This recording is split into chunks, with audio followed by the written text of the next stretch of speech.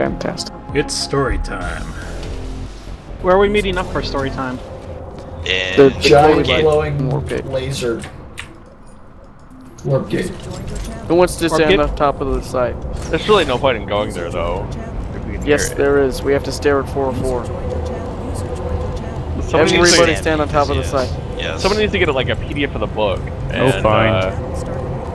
Post it. I'm actually holding a physical copy of the book in my hands. Thank you. Well, no, but I mean, like, so we can follow along with the picture. We should try to act it out as this thing says. Alright, guys, I'm going to ask that we cease the chatter in the channel now.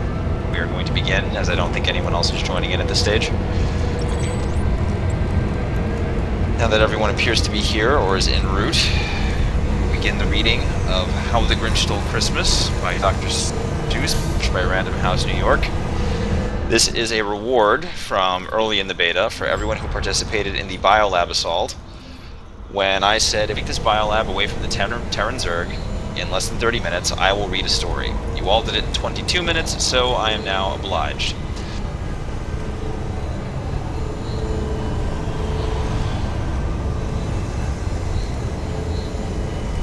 Bear in mind there will be some pauses as I have to turn pages. Let us begin. Every Who down in Whoville liked Christmas a lot. But the Grinch, who lived north of Whoville, did not. The Grinch hated Christmas, the whole Christmas season. Now please don't ask why, no one quite knows the reason. It could be his head wasn't screwed on just right. It could be, perhaps, that his shoes were too tight. But I think that the most likely reason of all may have been that his heart was 2 sizes too small. But whatever the reason, his heart or his shoes, he stood there on Christmas hating, staring down from his cave with a sour grinchy frown at the warm lighted windows below in their town, for he knew every Who down in Whoville beneath was busy now hanging a mistletoe wreath. And they're hanging their stockings, he snarled with a sneer. Tomorrow is Christmas, it's practically here. Then he howled with his Grinch fingers nervously drumming, I must find some way to stop Christmas from coming. For then, tomorrow he knew. All the Who girls and boys would wake up bright and early and they'd rush for their toys. And then, oh, the noise, oh, the noise, noise, noise, noise. That's one thing he hated, the noise, noise, noise, noise. And then the Who's, young and old, would sit down to a feast, and they'd feast, and they'd feast, and they'd feast, feast, feast, feast. They would feast on Who pudding, and rare Who roast beast, which was something the Grinch couldn't stand in the least. And then they do something he liked least of all. Every Who down in Whoville, the tall and the small, would stand close together, and with Christmas bells ringing, they'd stand hand in hand, and those would start singing. And they'd sing, and they'd sing, and they'd sing, sing, sing, sing. And the more the Grinch thought of this Christmas sing, the more the Grinch thought, I must stop this whole thing. Why, for 53 years I've put up with it now. I must stop Christmas from coming. But how? And then he got an idea. An awful idea. The Grinch got a wonderful, awful idea. I know just what to do.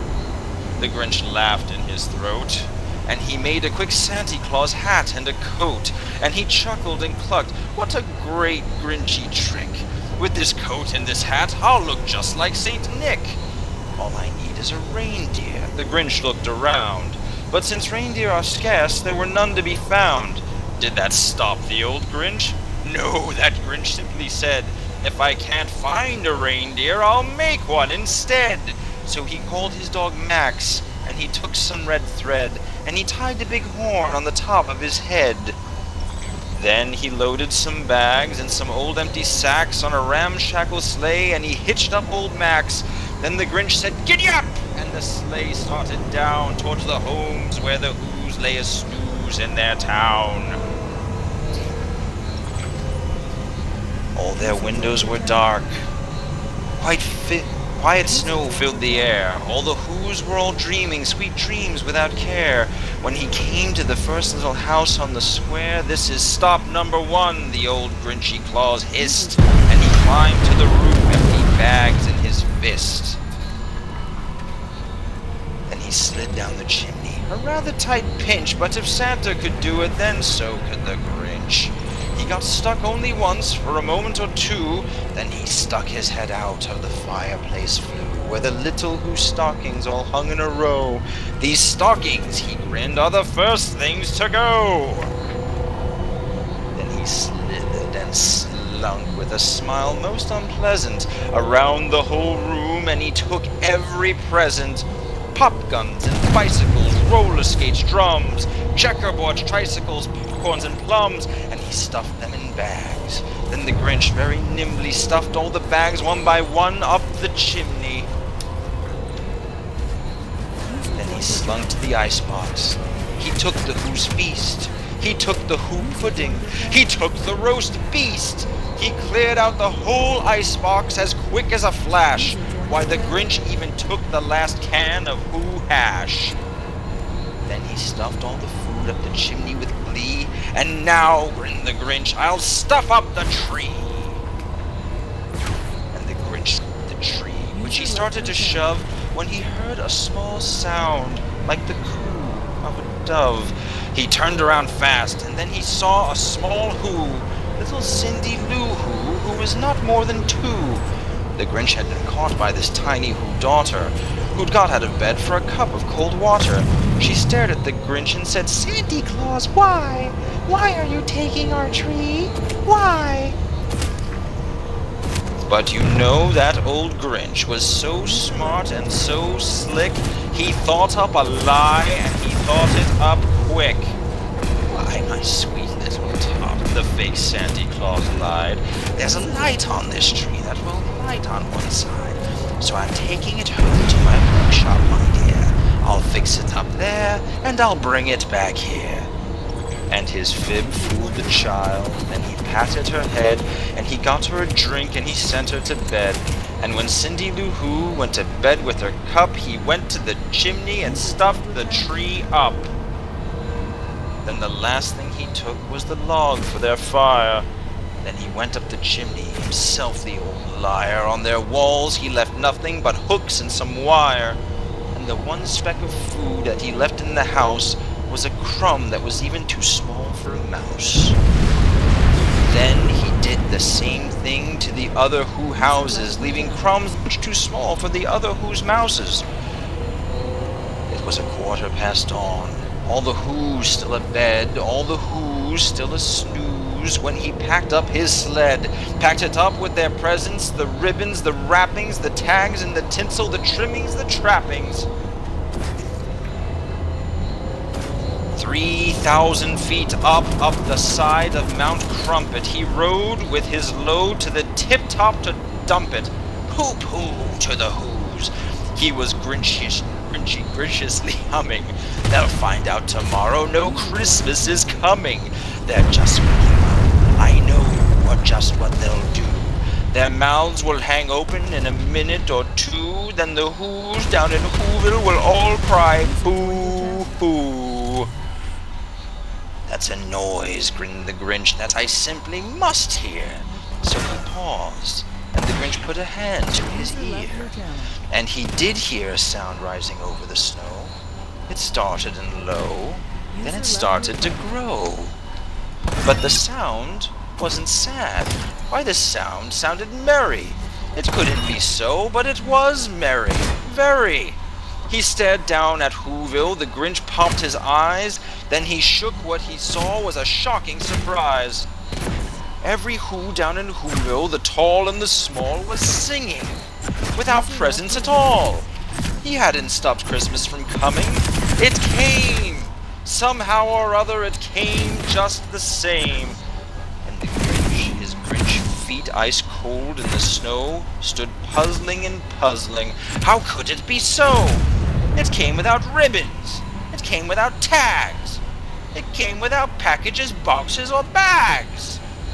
And he puzzled 3 hours till his puzzler was sore. Then the Grinch thought of something he hadn't before. Maybe Christmas, he thought, doesn't come from a store. Maybe Christmas, perhaps, means a little bit more. And what happened then? Well, Whoville, they say, that the Grinch's small heart grew 3 sizes that day. And the minute his heart didn't feel quite so tight, he whizzed with his load through the bright morning light, and he brought back the toys and the food for the feast, and he himself, the Grinch, carved the roast beast. The end. You're fucking fantastic. Yeah.